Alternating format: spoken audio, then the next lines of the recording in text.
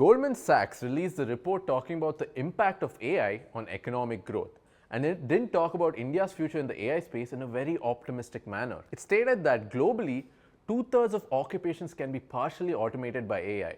Things like administration, legal, etc. Professions with very little physical exposure. Jobs like construction or maintenance will be automated by AI only around 4 to 6%. But when it came to India, it stated that only a little about 10% of the jobs would be automated by AI. Did this surprise you? Because it surprised me for sure.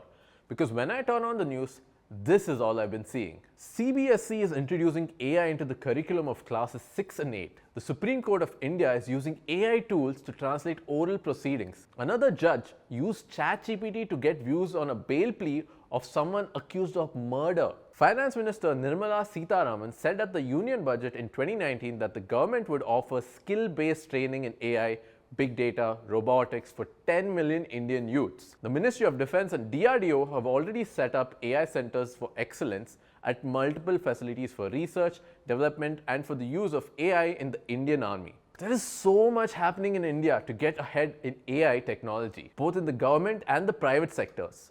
$1.7 billion worth of VC funding went into AI-based Indian startups in 2020, and in 2022, it jumped to a whopping $5.2 billion.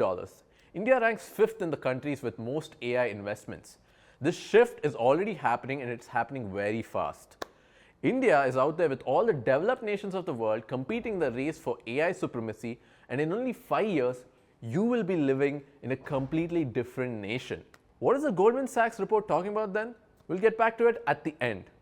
Now let me tell you exactly how by delving into 4 major sectors where AI will cause the most amount of impact in India. Number 1, defense.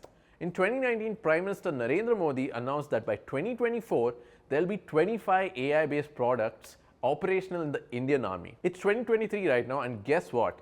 There's already 40 AI-based products currently in operations and 30 more in development. We're ahead of the curve. There are multiple dedicated AI research facilities like DIPA, CAIR, DRDO YSL, and WARDEC that are currently up and running. Take WARDEC for example. It's a facility that uses AI and VR to train soldiers in battle-like scenarios via simulation games. Yes, this is actually happening in India. Moreover, the Indian defense is already using AI-powered tech in facial recognition, language translation, remotely operated weapon stations, robot mine detectors, and intrusion detection systems. We've actually done a deep dive video on how AI is being integrated into the Indian defense system and how you as an engineer can get a job building defense tech. So if this domain interests you, you should definitely go check it out right here. Number 2, education. As mentioned initially in this video, CBSE is taking AI very seriously by introducing it into the curriculum. This basically understates that the government of India sees AI and coding as critical skills to have going forward. But speaking about the education sector at large, there are many ways AI will have a strong impact. What AI does best is automating seemingly redundant and time-consuming tasks like clerical work, for example. Did you know that the teachers and professors at school and universities spend around 40% of their time just doing paperwork, like filing mark sheets, reports, taking attendance? All of this can be automated, which frees up the educator's time to focus on one thing only: teaching. Another area is that of personalized education. An AI tool can track a student's learning process and alert well in advance if the student has some kind of learning disability like dyslexia and alert the teacher. The teacher can then make a personalized roadmap for such students with the help of AI tools and progress much faster.